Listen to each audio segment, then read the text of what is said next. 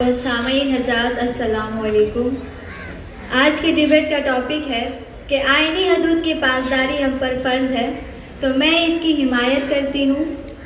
آئینی حدود کے پاسداری کے معنی قانونی دائرے میں رہ کر قانون کی حفاظت کرنا اور اسے ماننا ہے، جو بالکل ہمارے اوپر فرض ہے اور آج کے ماحول کو دیکھ کر یہ اور بھی ضروری ہو گیا ہے.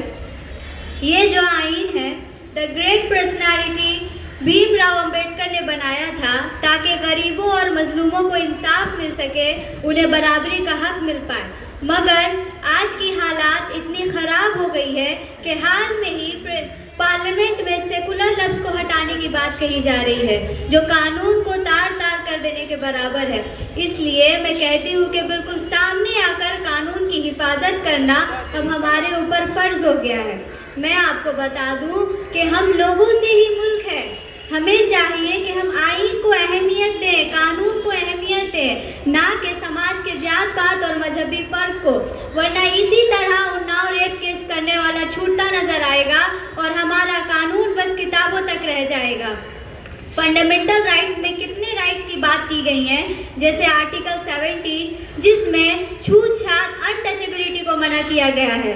مگر آج کا سماج اتنا کھوکھلا ہو گیا ہے کہ پریزیڈنٹ کے جانے سے پوری عبادت گاہ روک دی گئی. تو میں اس کھوکھلی سماج کو یاد دلانا چاہتی ہوں کہ ہم لوگوں سے ہی ملک ہے اور ہمیں کو آئینی حدود کی پاسداری فرض ہے.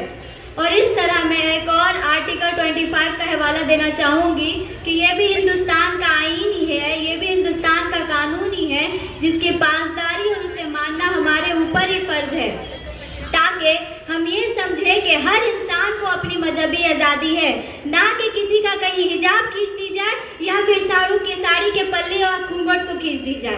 اور آخر میں یہاں پہ بیٹھی سبھی عوام اور اسٹوڈنٹس کو یہ کہنا چاہتی ہوں کہ آپ بھی قانون جانیں، چاہے آپ کسی بھی اسٹریم سے ہوں، مگر اپنا حق جانیں، تاکہ عام آدمی بھی عہدے پر بیٹھے لوگوں کی آنکھوں میں آنکھیں ڈال کر بات کر سکے. اور اس طرح میں اپنے بات کو ایک مشہور کوٹیشن کے ساتھ ختم کرتی ہوں کہ The Constitution's strength lies not just in its text but also in the people implementing it. Thank you.